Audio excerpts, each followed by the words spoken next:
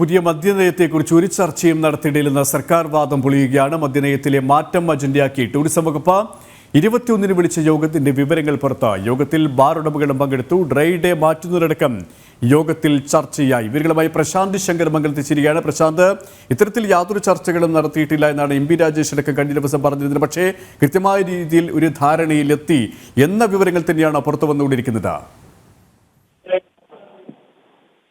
ഏറ്റവും പുതിയ വിവരങ്ങളാണ്, ഞെട്ടിപ്പിക്കുന്ന വിവരങ്ങൾ പുറത്തു വരുന്നത്. അതായത് ഈ വിവാദ ഓഡിയോ വന്നതിന് ശേഷം എക്സൈസ് മന്ത്രി എം പി രാജേഷ് വ്യക്തമാക്കിയിരുന്നത് ഇതുമായി ബന്ധപ്പെട്ട് മദ്യനയവുമായി ബന്ധപ്പെട്ട് യാതൊരു ചർച്ചകളോ അല്ലെങ്കിൽ സർക്കാരിന്റെ ഭാഗത്തുനിന്ന് അത്തരമൊരു നടപടികളോ ഉണ്ടായിട്ടില്ല എന്നാണ് നേരത്തെ വ്യക്തമാക്കിയിരുന്നത്.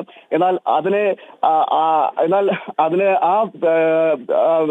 ഇത്തരത്തിലാണ് അത് വ്യക്തമാക്കിയിരിക്കുന്നത്.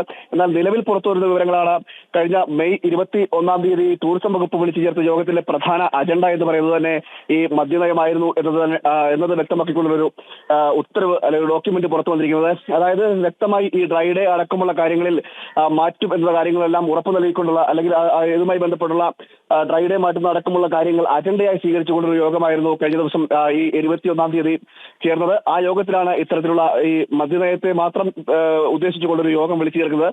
ആ യോഗത്തിലാണ് ഇത്തരത്തിലുള്ള കാര്യങ്ങളെല്ലാം സൂചിപ്പിക്കുന്നത്. നേരത്തെ മന്ത്രി അടക്കമുള്ളവർ ഇതിനെ തള്ളിപ്പറയുന്ന ഒരു സാഹചര്യം ഉണ്ടായിരുന്നു. അത്തരത്തിൽ യാതൊരു യോഗവും ചേർന്നിട്ടില്ല, അല്ലെങ്കിൽ ഇത്തരത്തിലുള്ള നയം പോലും സർക്കാരിനില്ല.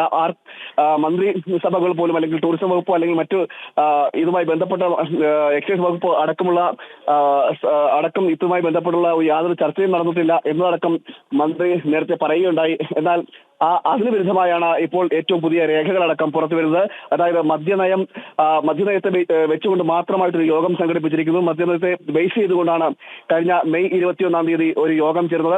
അതിനുശേഷമാണ് ഈ ബാർ ഉടമയുടെ സന്ദേശം വരുന്നതും ഇത്തരത്തിലുള്ള നീക്കങ്ങൾ നടക്കുന്നുണ്ട്, അതിന് തുക ആവശ്യമാണെന്നതുകൊണ്ട് സൂചിപ്പിച്ചുകൊണ്ടൊരു സന്ദേശം, ഓഡിയോ സന്ദേശമായിട്ട് ബാർ ഉടമകളുടെ വാട്സപ്പ് ഗ്രൂപ്പിൽ വരുന്നത്. അതെല്ലാം ഈ യോഗത്തിന് പിന്നാലെയാണ്. അത് മാത്രമല്ല ഇത്തരത്തിലുള്ള സ്ക്രീൻഷോട്ടുകൾ അടക്കം പങ്കുവെച്ചുകൊണ്ട് ആണ് ഇത്തരത്തിലൊരു ഓഡിയോ സന്ദേശം വരുന്നതാണ് നമുക്ക് മനസ്സിലാക്കാൻ കഴിയുന്നത്. എന്തായാലും ഇതിൽ ഏറ്റവും എടുത്തു പറയുന്നത് ഇപ്പോൾ മന്ത്രിയുടെ ഭാഗത്തു നിന്നുണ്ടായിരിക്കുന്ന തെറ്റിദ്ധരിപ്പിക്കുന്ന നീക്കം, അത് തെറ്റിദ്ധാരണാജനകമായ നീക്കമാണ്. സർക്കാരിന്റെ വാദങ്ങളെല്ലാം പൊളിയുകയാണ്.